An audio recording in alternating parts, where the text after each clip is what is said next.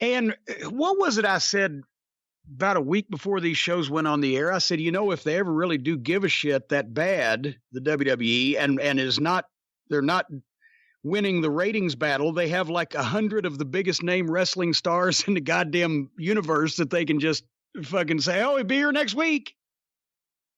Who opened the show? Becky Lynch.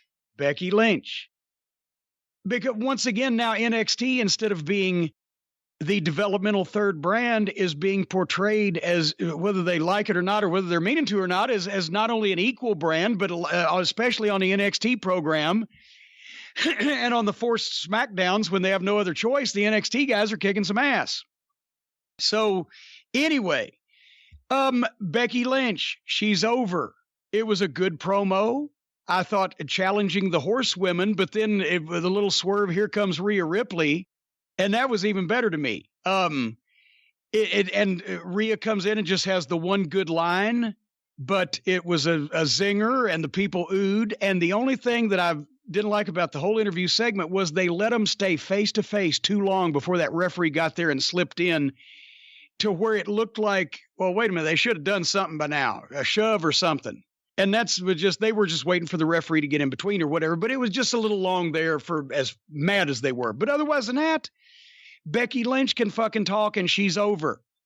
And for the people who, and we'll talk about women's wrestling in a second, but for, once again, for people who think I don't like women's wrestling, no, it's just like men's wrestling. I just don't like the bad parts.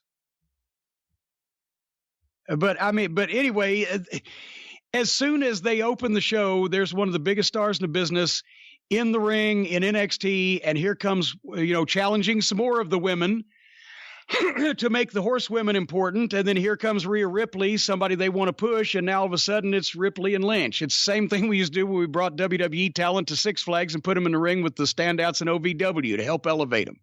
I don't know. What'd you think? I really liked it a lot. I thought Becky Lynch came out, strong promo. Like you, I didn't expect Rhea Ripley.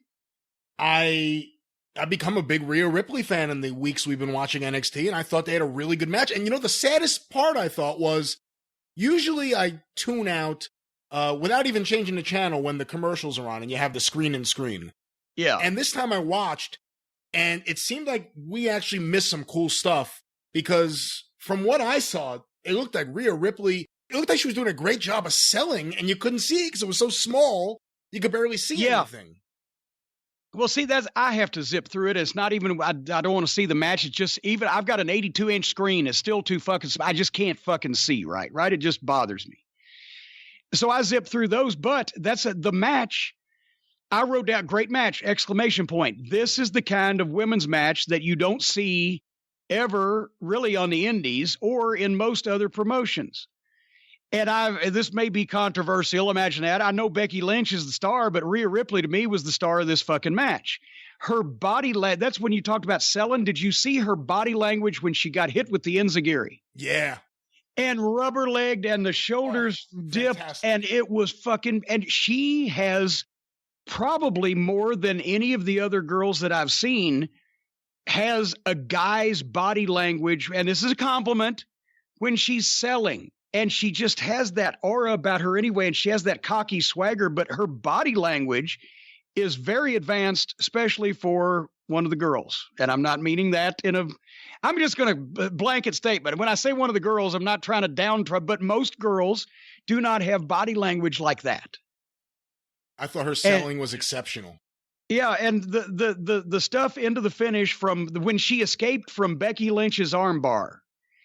And then the stuff they went through from there, it was great. There were no dives. There were no stupid bumps. They didn't have to go to the floor. They had a really good match. It was a horrible finish. The horsewomen just ran in. Boom, boom, ding, ding.